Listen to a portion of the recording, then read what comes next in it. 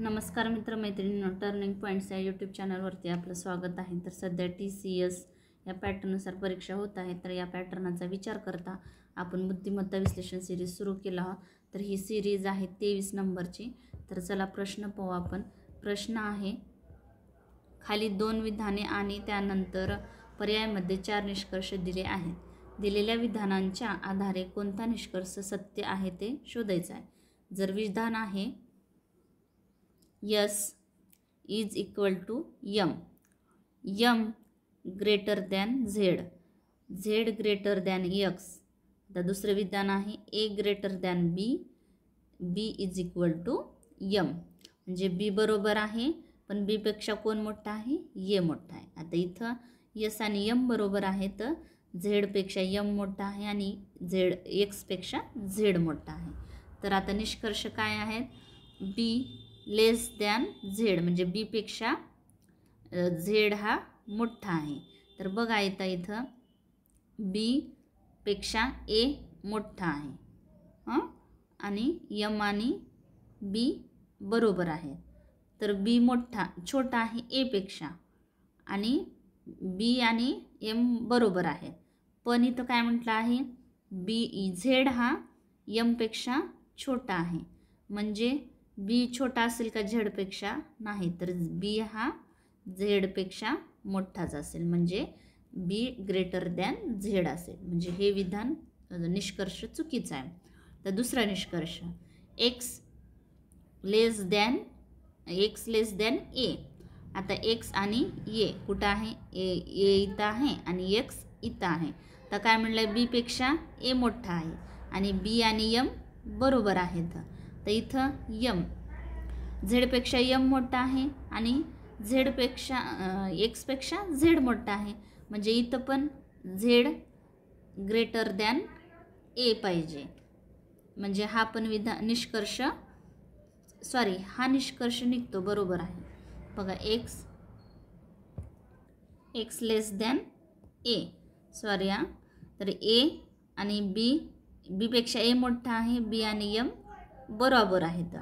M Z पेक्षा मोठा आहे आणि X पेक्षा पण M मोठा आहे, म्हणजेच इथं समजा B पेक्षा पण छोटा आहे X, म्हणजेच A मोठाच असणार आहे, कारण की B पेक्षा पण A मोठा आहे, म्हणजेच हे विधान निष्कर्ष बरोबर आहे। म्हणजे आता हे निष्कर्ष जर बरोबर असला तर हे दोन्ही निष्कर्ष चुकीचे असणार, म्हणजे आपलं उत्तर काय आहे हे। तर चला तर पुढचा प्रश्न घेऊ आपण। प्रश्न आहे, N ही M ची पत्नी आहे। N कोणाची पत्नी आहे? तर M ची पत्नी आहे, म्हणजे ही लेडीज झाली आणि हा जेंट्स झाला। तर पुढे काय म्हटलं आहे? पत्नी आहे जी A चा एकुलता एक जावाई आहे। A चा एकुलता एक जावाई कोण आहे? M आहे, म्हणजे A चा जावाई M आहे। पुढे आहे, तर त्याचा पती B आहे, त्याचा पिता B आहे। M चा पिता कोण आहे? तर B आहे। A चा N शी कसा संबंध आहे? तर बघा हे दोघं पती पत्नी आहेत। आता A चा जावई जर M म्हटलं तर ही कोण असेल? याची मुलगी असेल, म्हणजेच काय येईल?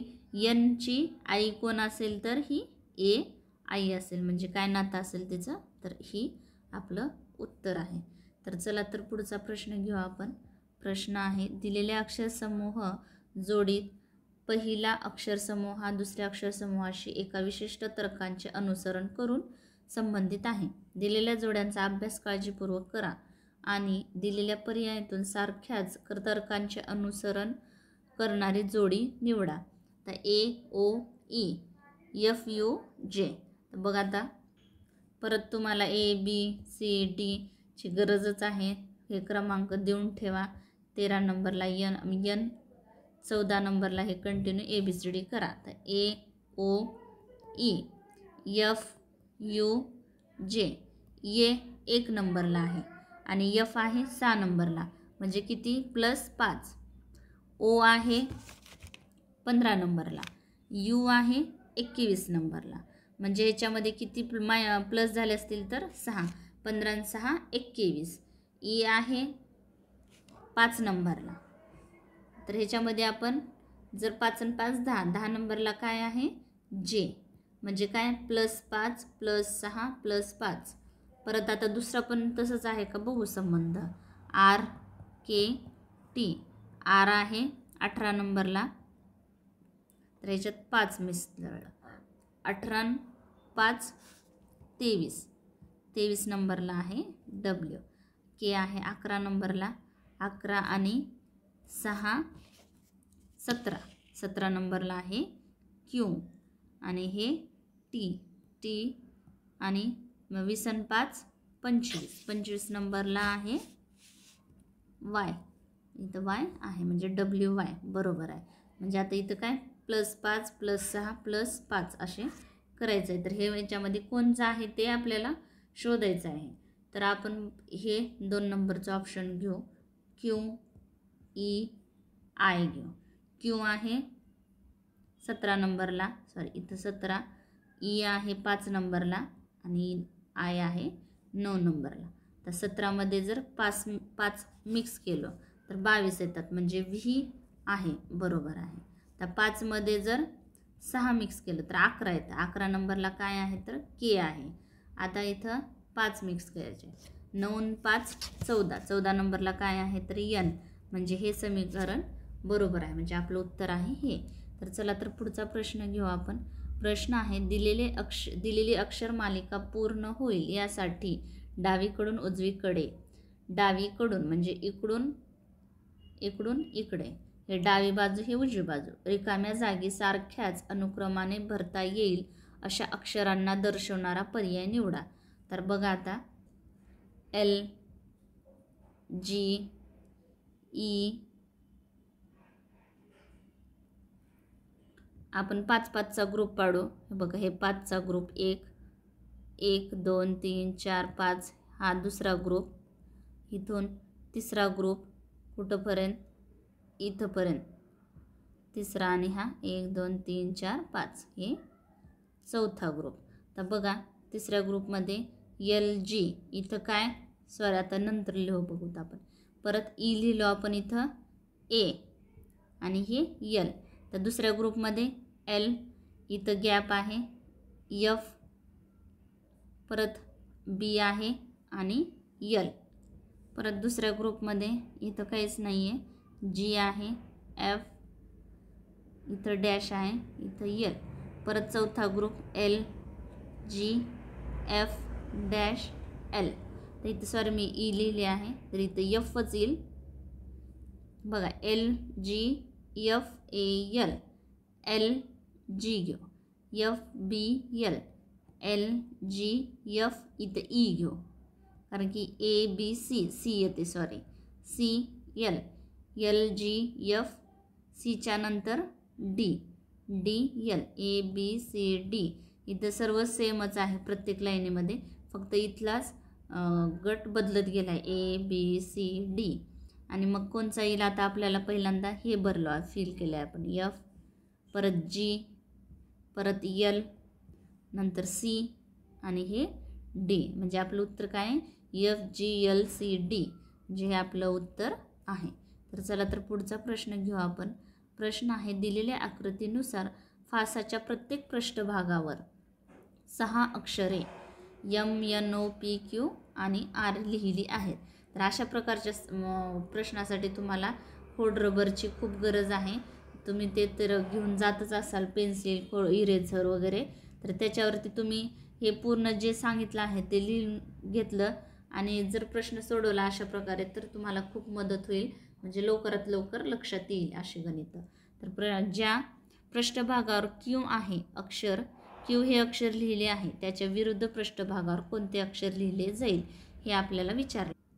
बघा ह्या फासामध्ये काय ओ एम एन. आता ह्या फासामध्ये यम हा भाग दाखवला आहे आणि हा दाखवला नाही, म्हणजे हा इथं वरती गेला आहे, म्हणजे ओच्या विरुद्ध क्यू येईल, म्हणजेच ओच्या विरुद्ध क्यू, पीच्या विरुद्ध एन येईल आणि यमच्या विरुद्ध आर येईल. म्हणजे आपल्याला कशाच्या विरुद्ध विचारते, ओ अक्षराच्या विरुद्ध काय आहे तर क्यू अक्षराच्या विरुद्ध ओ, म्हणजे आपलं उत्तर आहे हे. तर तुम्ही इरेजर घेऊन जा, त्याच्यावरती तुम्ही एम क्यू हे टाकलं तर तुम्हाला लक्षात येईल पटकन. म्हणजे आपलं उत्तर आहे आता हे. चला पुढचा प्रश्न घेऊ आपण. प्रश्न आहे $E म्हणजेच काय? डी ही ईची मुलगी आहे. D@E म्हणजेच डी ही ईची आई आहे. D+E म्हणजेच डी हा ईचा पिता आहे. आणि D*E म्हणजे डी हा ईचा पती आहे. तर आपल्याला हे समीकरण दिलेलं आहे. तर ह्या समीकरण सोडवल्यानंतर पी आणि झेडशी कसा संबंधित आहे ते विचारलं आहे आपल्याला. तर बघा P*T म्हणजे इथं पी हा टीचा पती आहे. पी आणि हे टीचा पती कोण आहे? काय? पी हा टीचा पती आहे. टीचा पती कोण आहे तर पी. टीचा पती पी आहे. पुढे आहे $X. इथं टी ही एक्सची मुलगी आहे. एक्सची मुलगी कोण आहे? टी आहे, म्हणजे हे लेडीज झाली. टी ही एक्सची मुलगी आहे. पुढे काय? X+Z. एक्स हा झेडचा पिता आहे. झेडचा पिता कोण आहे? एक्स आहे पिता. परत म्हणजे हा पुरुष झाला. पुढे आहे झालं झेड आणि एक्स. तर बघा हे एक्सचे कोण मुलं आहेत तर टी आणि झेड आहेत. आता हे दोघं बहीण भाऊ झाले. तर बहिणीचा नवरा कोण आहे? पी. म्हणजे झेड झेडचं आणि पीचं काय नातं आहे तर झेडचा हा पी कोण आहे तर बहिणीचा नवरा आहे. म्हणजे आपलं उत्तर आहे हे. तर चला तर पुढचा प्रश्न घेऊ आपण. प्रश्न आहे खालील समीकरण गणितीय दृष्ट्या बरोबर करण्यासाठी कोणती 2 गणिती चिन्हे बदलली पाहिजेत. तर हे समीकरण आहे आणि हे समीकरण सोडवल्यानंतर आपल्याला उत्तर 40 पाहिजे. तर आपण हे चिन्ह बदलू. तर एक्सच्या गुणाकाराच्या ठिकाणी वजाबाकी घेऊ, वजाबाकीच्या ठिकाणी गुणाकार घेऊ. तर 1/4. आता हे भागिले 1/16 आहे. तर आता 1/16 कसं घ्यायचं तर आपण हे इथं गुणिले करू आणि आता इथं भागिले म्हणजे 1/16 होईल. तर असं घेऊन सोडवायचं कसं तर आपण डायरेक्ट मग ह्याला गुणाकारात घेऊ. गुणाकारात घेताना मग 16 वर जाईल आणि खाली 1 येईल म्हणजे व्यस्त होईल. तर परत वजाबाकीच्या ठिकाणी आपल्याला गुणाकार घ्यायचा आहे. 5 प्लस 45 गुणाकाराच्या ठिकाणी वजाबाकी वजा 25. तर बघा आता 4×1 4, 4×4 16, 5×4 20, 20 + 45 वजा 25 वजाबाकी 20 येतात प्लस 20, 20 आणि 20 40 म्हणजे उत्तर 40 आलं. तर आपल्याला कोणचं चिन्ह बदलावं लागेल? गुणाकाराचं आणि वजाबाकीचं चिन्ह बदलावं लागेल म्हणजे आपलं उत्तर आहे हे. तर चला पुढचा प्रश्न घेऊ आपण. प्रश्न आहे 3 विधानांमागे 3 निष्कर्ष 1, 2, 3 आहेत.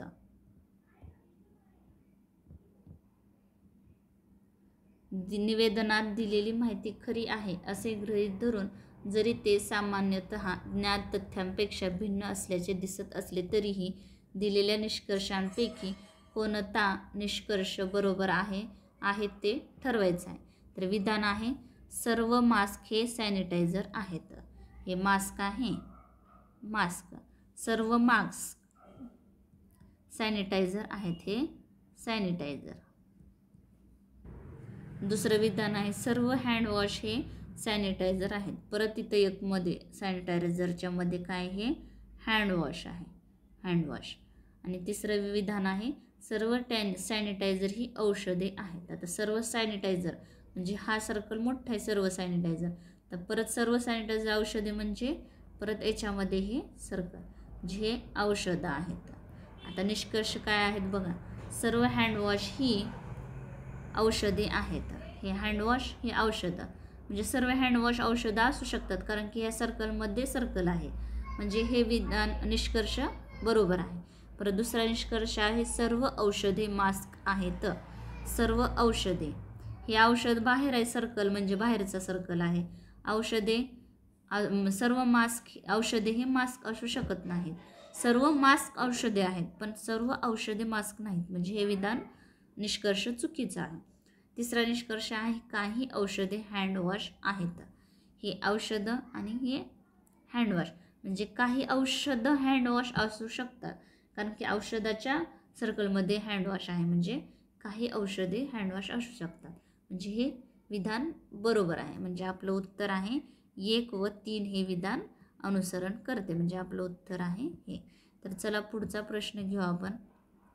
प्रश्न आहे दिलेल्या आकृतीवरून किती काटकोन त्रिकोण बनवता येतील.